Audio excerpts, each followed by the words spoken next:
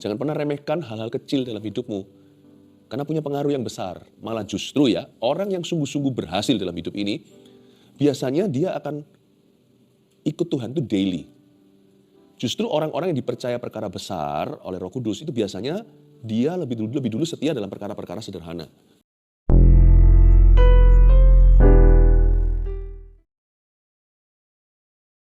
Berikan pada umatmu hati yang takut akan Kau. Bulatkan hati kami untuk mau mentaati-Mu Tuhan. Kami berdoa supaya Gembala Agung Yesus Kristus menuntun umat-Nya. Ya Tuhan, ke jalan yang benar, demikian pula ke rumput hijau dan air yang tenang.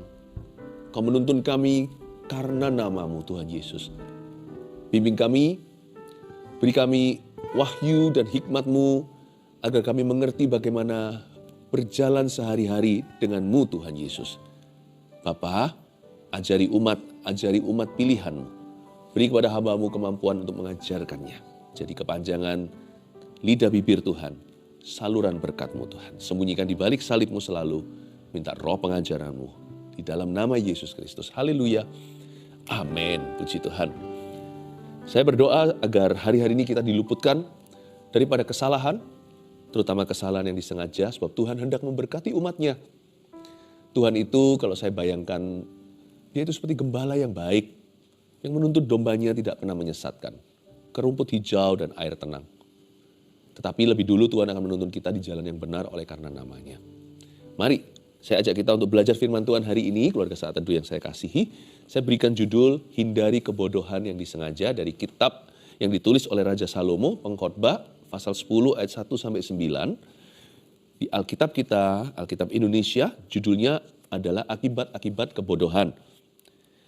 Orang yang dikenan Tuhan pasti akan diluputkan dari hal-hal tersebut. Mari saya bacakan ayat 1 ayat 9 dulu.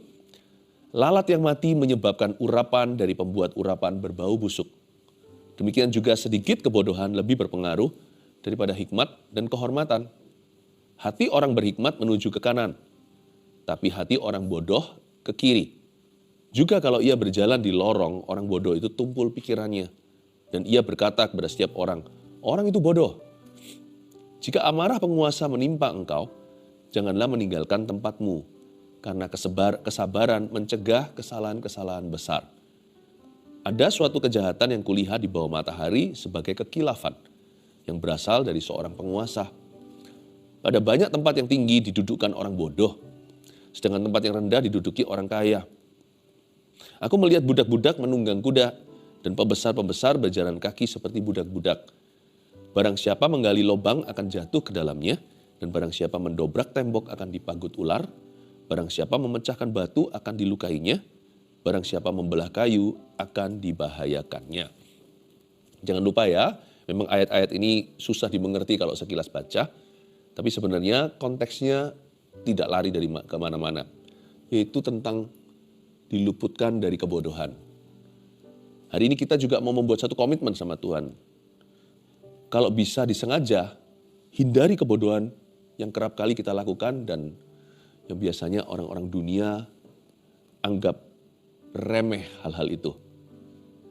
Jangan pernah anggap enteng kebodohan, karena small things can bear great consequences. Dalam bahasa Inggrisnya, bahasa Indonesianya begini, perkara-perkara kecil itu bisa punya konsekuensi yang besar. Contohnya ayat 1, lalat yang mati menyebabkan urapan dari pembuat urapan berbau busuk. Di Timur Tengah mereka bikin parfum. Ya, lalu tiba-tiba ada lalat mati yang masuk di situ. Mungkin kurang relevan bagi kita yang tinggal di kota, kita tidak mengerti industri ini. Gini aja, saya kasih ilustrasi baru. Bagaimana jika Anda lagi minum es teh manis, lagi di restoran, tiba-tiba ada lalat mati di dalamnya. Anda masih mau minum enggak? Pasti Anda berkata sama pelayan, tolong ini diganti. Lalat yang mati tidak membuat semua airnya jadi keruh, tapi menjijikkan. Karena kita tahu bahwa pasti ada kontaminasi, kuman, bahkan mungkin bakteri. Jangan pernah remehkan hal-hal kecil dalam hidupmu, karena punya pengaruh yang besar. Malah justru ya, orang yang sungguh-sungguh berhasil dalam hidup ini, biasanya dia akan ikut Tuhan itu daily. Justru orang-orang yang dipercaya perkara besar oleh Roh Kudus itu biasanya dia lebih dulu setia dalam perkara-perkara sederhana. Kalau Anda mau tahu orang itu sungguh-sungguh tanggung jawab sama hidupnya, jangan tanya dan interview mimpinya apa. Semua orang punya visi yang muluk-muluk. Lihat aja sehari-hari dia gimana. Bagaimana dia membawa dirinya. Apa aktivitasnya every day atau dari hari ke hari. Apa yang dia lakukan pada pagi hari sampai malam hari. Apakah dia punya agenda yang tetap? Apakah dia punya keteraturan, punya disiplin pribadi yang tinggi? Perkara-perkara kecil itu sering diabaikan. Justru raksasa itu jatuh karena perkara-perkara kecil itu. Sekali lagi bayangkan itu minuman ada serangga di dalamnya. Pasti semua kita berkata, aku gak mau minum itu. Demikian juga sedikit kebodohan lebih berpengaruh daripada hikmat dan kehormatan. Hati orang berhikmat menuju ke kanan, ayat 2. Tapi hati orang bodoh ke kiri. Kiri kanan di sini ilustrasi ya, bukan menentang orang kidal. Kalau Tuhan menciptakan Anda lebih dominan tangan kirinya ya nggak apa-apa. Nggak ada lah yang namanya tangan yang lebih mulia.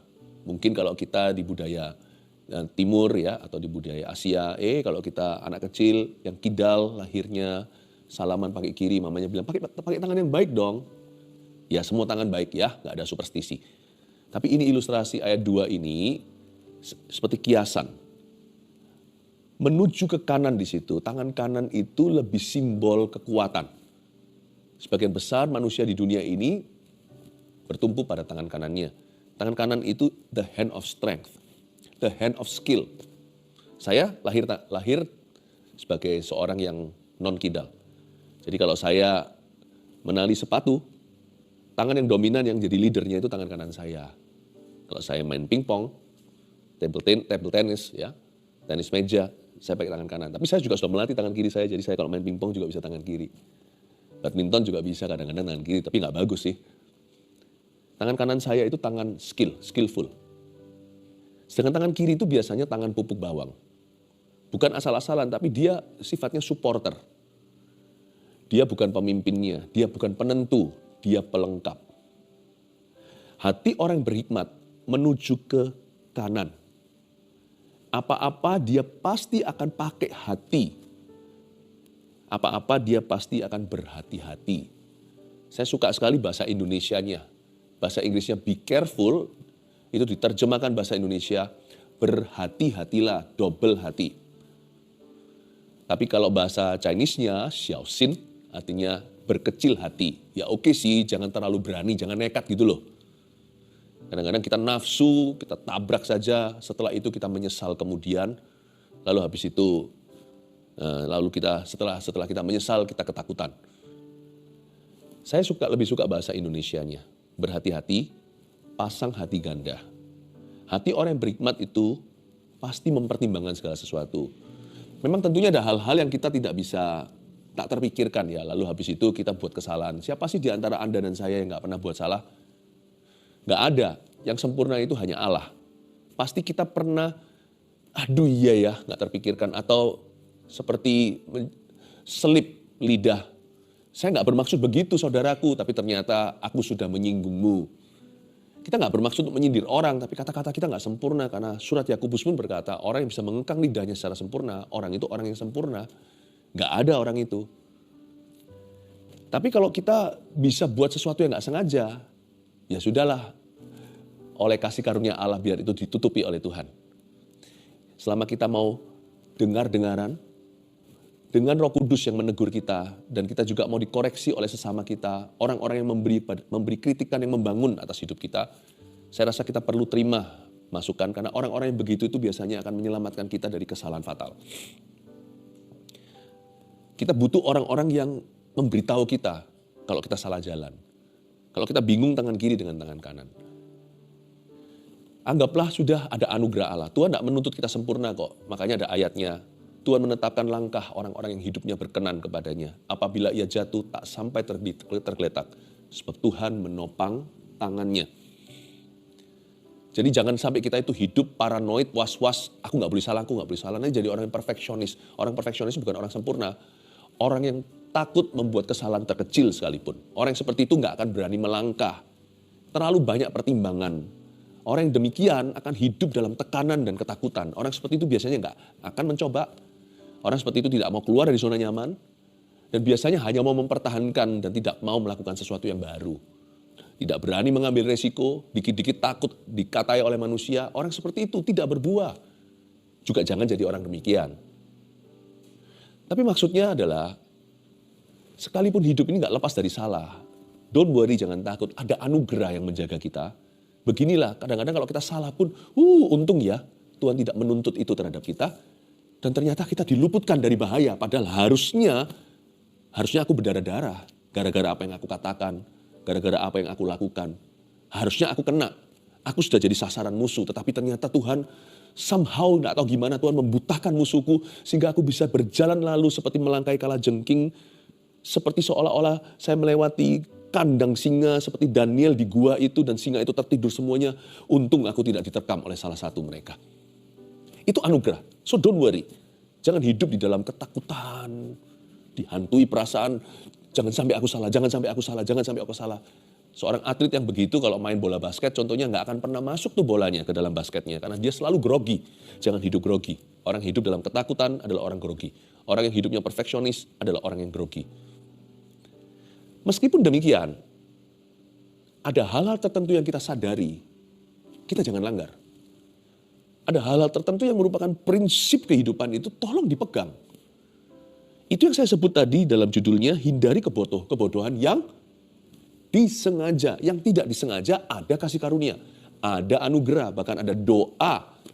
Tercatat di Alkitab begini, Tuhan luputkan aku dari dosa yang tidak kusengaja, dan bulatkan hatiku untuk tidak sengaja berdosa terhadapmu.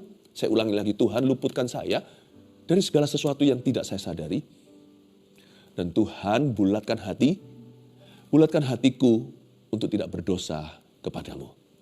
Atau tidak sengaja melakukan yang salah. Hindari kebodohan yang, ini kuncinya, disengaja. Hati orang berhikmat menuju ke kanan, itu berarti pertimbangan. Skillful dia. Dia penuh dengan kemampuan, dengan kekuatan. Tapi orang bodoh hatinya ke kiri. Maksudnya, ya nanti aja deh kalau saya ada waktu saya pikiri lagi. Pokoknya gegabah dulu, pokoknya ngomong dulu aja, pokoknya lakukan dulu, mikir nanti. Kiri itu kan menyusul. Misalnya seorang pemain tenis, dia mau pakai dua tangannya, tangan kirinya kan menyusul, tangan kanan yang pegang raketnya, tangan kirinya menyusul, atau backhand juga, tangan kanan yang memimpin, kiri di belakang. Pertimbangan itu tidak bisa menjadi susulan. Orang yang bijaksana akan mempertimbangkan di depan.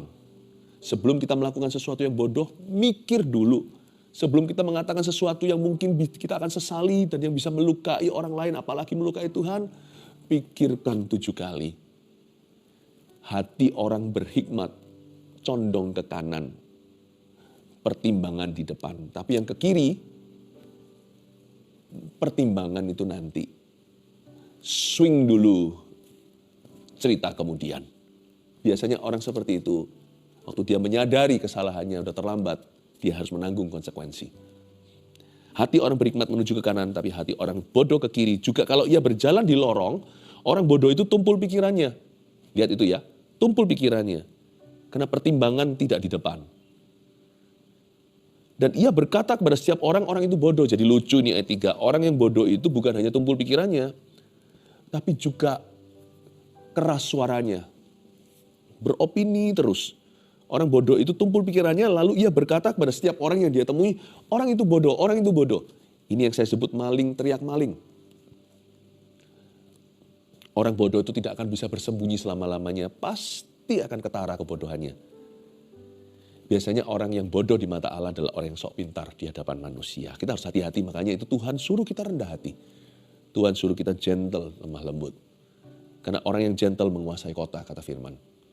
Tapi orang yang gembar-gemborkan suaranya. Bahkan Yesus pun di Yesaya dinubuatkan, itulah hambaku. Dia tidak akan keluar-keluar, dia tidak akan memperdengarkan suaranya di jalannya, di jalan-jalanan. Tetapi pulau-pulau menantikan pengajarannya. Lihatlah itu, hambaku yang berkenan kepadanya. Ya, hambaku yang kuurapi kepadanya aku berkenan. Orang bodoh itu lebih tepatnya maling teriak maling. Karena itu kalau kita suka menjelek-jelekkan orang, kita suka menghakimi orang, kita bukan menjelekkan siapa-siapa. Ketika kita lakukan itu, kita mengekspos kebodohan kita sendiri. Juga kalau ia berjalan di lorong, orang bodoh itu tumpul pikirannya. Karena dia tumpul itulah pikirannya, ia berkata kepada setiap orang, orang itu bodoh. Tuhan Yesus berkata, memperingatkan, jangan kau hakimi sesamamu. Jangan sampai selumba di mata orang kelihatan, tapi balok di matamu sendiri, tidak keluar-keluar. Tuhan suruh kita untuk tidak kepo, Tuhan suruh kita untuk sehat imannya, agar kita itu belajar untuk bertumbuh perlahan-lahan. Dan hindari yang namanya, bukan hanya kebodohan yang disengaja, hindari omongan-omongan yang membuat hati kita semakin bodoh, semakin pahit, semakin salah, dan semakin negatif di hadapan Tuhan. Karena orang bodoh selalu berkata kepada setiap orang, orang lain yang bodoh, bukan dia. Jika amarah penguasa menimpa engkau, ayat 4, janganlah meninggalkan tempatmu, karena kesabaran mencegah kesalahan-kesalahan besar. Ayat 4 ini, suatu gambaran ketika ada satu orang yang lebih berkuasa, pejabat contohnya, lagi marah seorang penguasa. Kamu jangan tinggalkan tempatmu, do not leave your post. Intinya bukan pada tidak berbuat sesuatu, tapi ini kuncinya kalimat berikutnya, karena kesabaran mencegah kesalahan-kesalahan besar. Ingat ya, ketika kita tidak tahu harus melakukan apa, kita tidak perlu melakukan apa-apa. It's okay. Sama sekali gak apa-apa. Ada waktunya ketika kita tidak tahu what to do. Waktu kita tidak tahu harus berbuat apa dalam hal ini, belilah waktu. Boleh lo ngomong sama orang, aku tidak bisa putuskan sekarang. Kasih saya waktu untuk berdoa dulu, kasih saya waktu untuk rundingan dulu, kasih saya waktu untuk mikir dulu. Ketika kita beri waktu, kemungkinan besar adalah kita akan menghindari kebodohan yang disengaja. Atau kekilafan yang tidak bisa kita putar balikkan. Kesalahan fatal biasanya dicegah. Ketika seseorang berkata time out, tunggu sebentar, kasih aku ruang untuk mikir dulu. Jikalau amarah penguasa menimpa engkau bukan hanya dalam konteks ada bahaya dari luar, bahaya yang perlu diwaspadai adalah yang dari dalam. Ketika kebodohan itu tidak disuruh oleh orang lain, kita sendiri yang melakukannya. Ketika kesalahan itu bukan disebabkan oleh faktor luar, tapi dari keputusan yang gegabah.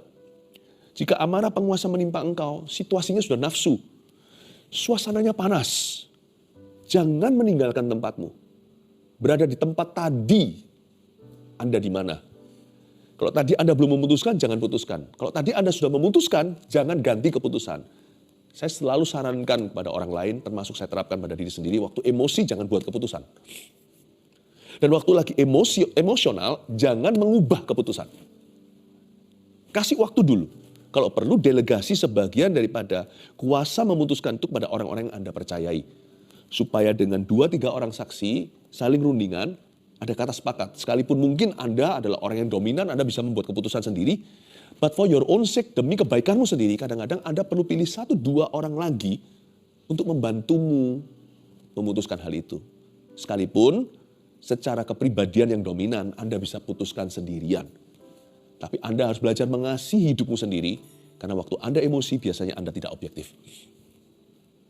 Jika amarah penguasa menimpa engkau, jangan tinggalkan tempatmu. Don't do anything, don't change anything.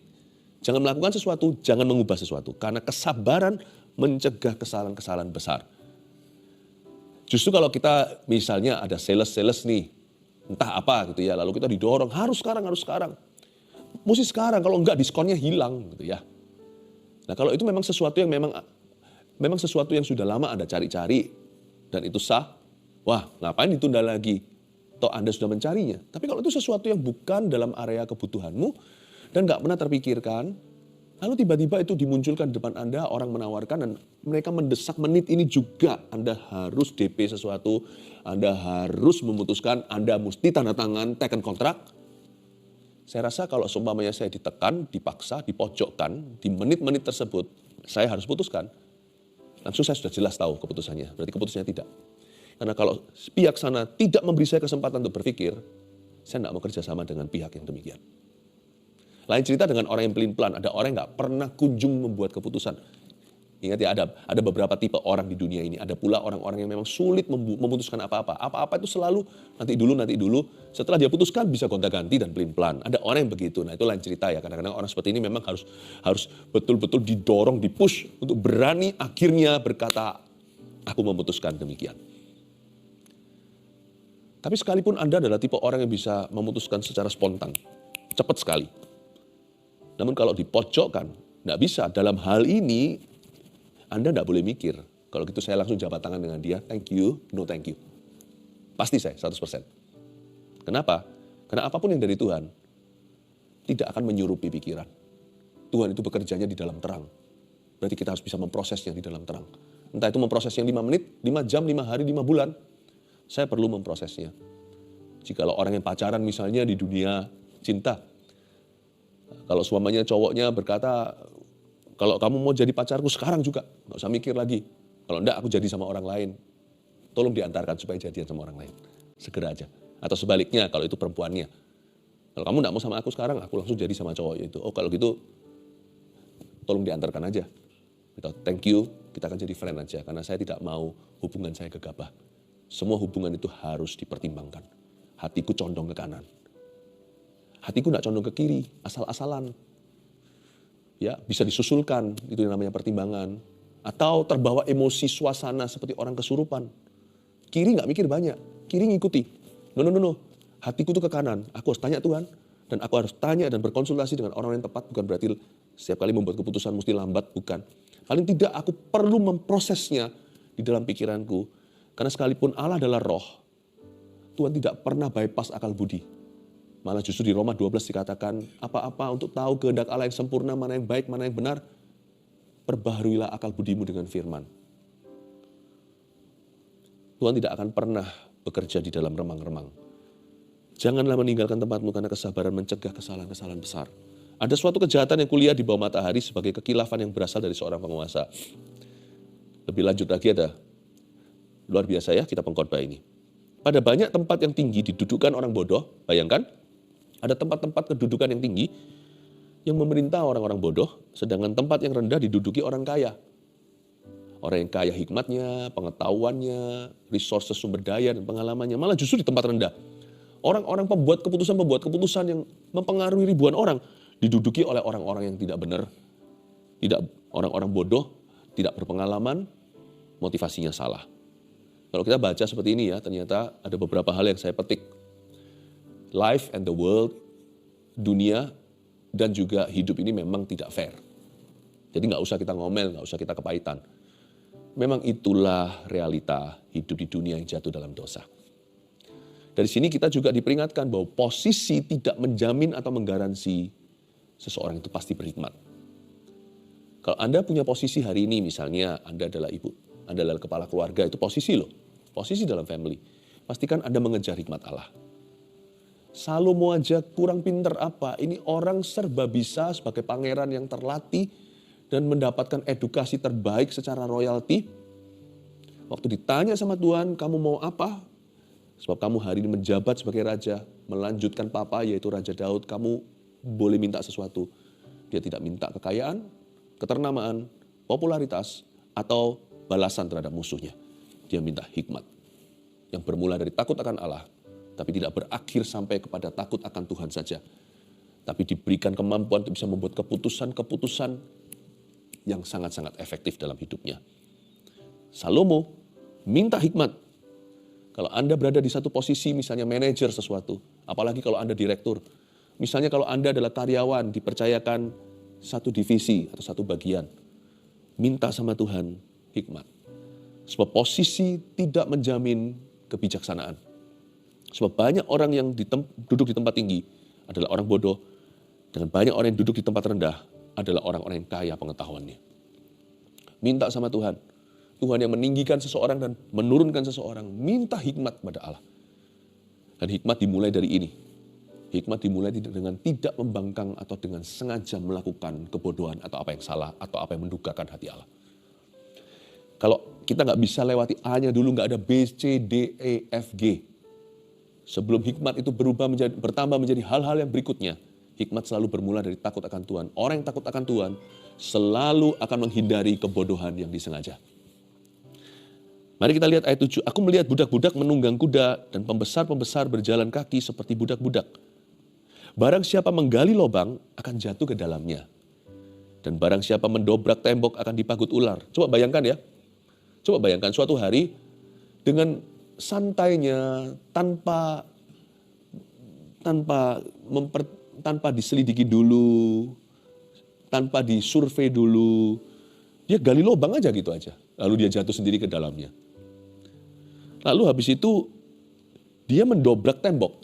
Tembok itu didobrak, digoyang-goyang tanpa dia tahu ternyata di dalamnya ada ular. Pernah mungkin kita melihat video orang-orang mencoba untuk jatuhkan pohon, dia nggak punya perhitungan yang matang, pohonnya jatuh ke dia. Itu menurut saya namanya kurang perhitungan. Ya. Kurang persiapan. Maunya banyak, ambisinya besar. Tapi akhirnya ujung-ujung dia yang ketiban. Dia menggali lubang di sini nggak tentu menggali lubang untuk orang lain. Dia mungkin menggali lubang untuk sesuatu tapi dia sendiri jatuh dalamnya. Atau dia gali lubangnya sampai dalam sekali, lupa tangganya. Dan dia sendirian menggalinya. Teriak-teriak sampai malam hari, besok baru ada orang lewat. Maksudnya apa? Before you do anything, plan it well. Sebelum melakukan sesuatu itu, rencanakan dulu. Meskipun kita tahu yang namanya kehendak Allah, let your will be done, biar kehendakmu yang jadi. Tapi nggak salah sih berencana, karena Tuhan juga memberi kita akal budi. Dan Roh Kudus itu bekerja melalui perencanaan pula. Meskipun dalam kita merencanakan hidup kita selalu berkata, jikalau Tuhan menghendaki, aku akan pergi ke kota itu. Aku akan melakukan ini dan itu seperti yang disarankan di surat Yakobus. Tetap ada ruang untuk kedaulatan Allah. Tetap ada yang namanya kebutuhan untuk berserah penuh. Bukan faktor X-nya yang tidak terduga, tapi faktor G, faktor God, faktor Tuhannya yang harus kita tunduk selalu. Namun demikian, kalau orang tidak berencana ya dia berarti berencana untuk gagal. Bayangin dia mendobrak tembok kalau nggak dicek dulu tuh temboknya gimana. Sedangkan seekor anjing kalau mau buang air kecil aja, kenapa dia muter-muter saya baru tahu. Dia pastikan dulu situasi aman, nggak ada ular lah atau binatang lain lah. Itu insting hewan. Dia muter-muter dulu kalau mau buang air kecil atau buang air besar. Binatang aja bisa cek dulu, pastikan. Manusia mendobrak tembok. Tembok itu kelihatan lama, sudah sip semuanya, udah ditinggal oleh penghuninya. Kenapa asal dobrak? Cek dulu apakah ada ular. Waktu didobrak, ularnya jatuh ke mukanya.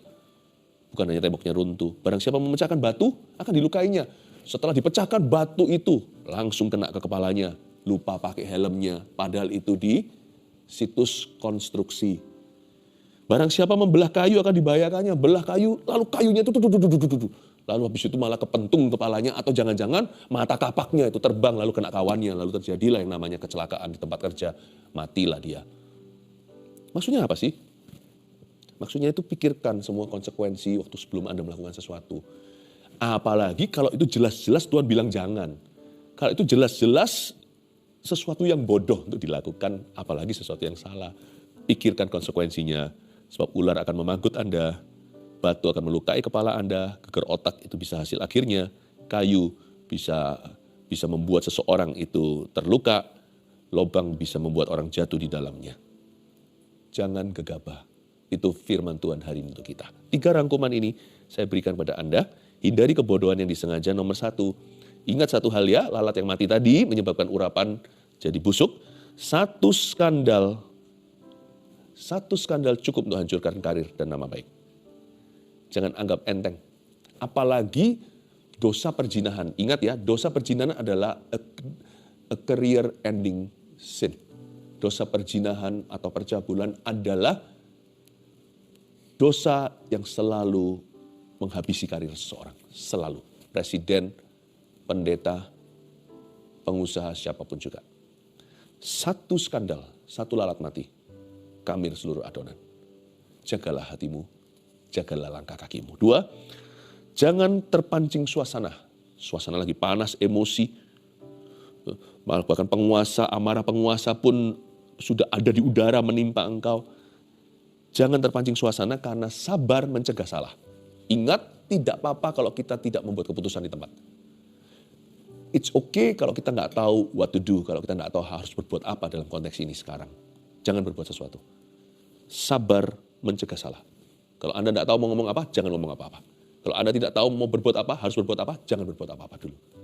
Tunggu, berapa menit pun tunggu. 3, pikirkan konsekuensinya sebelum melakukan sesuatu yang bodoh. Karena Tuhan tidak suka dengan orang yang gegabah. Meskipun iman itu spontan, tapi kehidupan itu harus dipertimbangkan. Pikirkan konsekuensinya sebelum Anda gali lubang, dobrak tembok, pecahkan batu, dan membelah kayu. Jangan gegabah. Untuk perkara yang benar aja Anda perlu pertimbangan yang matang. Untuk perkara yang salah, pertimbangkan matang-matang konsekuensinya 10 tahun ke depan. Jangan lakukan apa yang melanggar firman. Karena itu nanti yang rugi adalah kepala kita sendiri. I love you with all my heart. Saya ingin sekali keluarga Saat Teduh Bersama sukses dalam hidupnya dan setiap langkahnya diberkati.